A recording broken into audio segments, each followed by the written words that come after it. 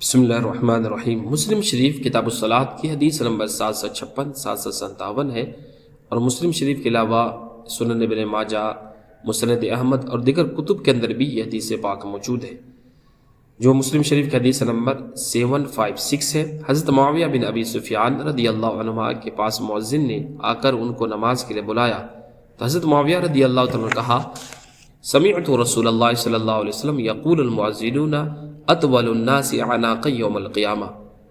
کہ فرمایا کہ میں نے رسول اکرم صلی اللہ تعالیٰ علیہ وسلم سے سنا کہ قیامت کے دن جب مؤذن اٹھیں گے تو ان کی گردنیں سب سے بلند ہوگی۔ اس حدیث کی شرح میں شارح مسلم علامہ غلام رسول سعیدی رحمۃ اللہ تعالیٰ علیہ بیان فرماتے ہیں کہ قیامت کے دن مؤذنوں کی گردنیں سب سے لمبی ہوں گی۔ اس کا مطلب یہ ہے کہ مؤذن میدان حشر میں سب سے ممتاز اور منفرد نظر آئیں گے۔ دوسرا مطلب یہ ہے کہ ان کو ثواب زیادہ ملے گا اور انہیں کثیر ثواب کو دیکھنے کا اشتیاق ہوگا، اور جس شخص کو کسی چیز کے دیکھنے کا اشتیاق ہو وہ گردن اٹھا اٹھا کر دیکھتا ہے، اس لیے ان کی گردنیں لمبی نظر آئیں گی۔ تیسرا مطلب یہ ہے کہ انہیں اللہ تعالیٰ کی رحمت کی زیادہ امید ہوگی، اور جس شخص کو کسی چیز کی امید ہوتی ہے وہ گردن اٹھا اٹھا کر اس چیز کو دیکھتا ہے۔ چوتھا مطلب یہ کہ مؤذن اپنے اعمال پر نادم اور شرمسار نہیں ہوں گے، کیونکہ جو نادم اور شرمسار ہو اس کی گردن جھکی ہوئی ہوتی ہے اور ان کی گردنیں بلند ہوں گی،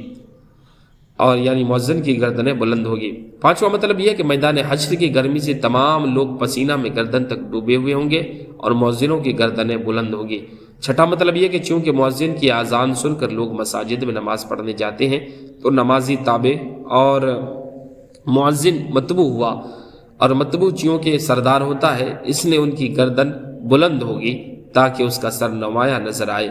ساتواں مطلب یہ ہے کہ گردن لمبی ہونے سے مؤذن کے اعمال کی کثرت کی طرف اشارہ ہے، اور یہ کثرت اس وجہ سے ہے کہ مؤذن کی اذان سن کر جس قدر لوگ نماز پڑھنے آئیں گے ان تمام کے اعمال مؤذن کے نام اعمال میں لکھے جائیں گے، اگرچہ نمازیوں کی اپنے اپنے ثواب میں کمی نہیں ہوں گی۔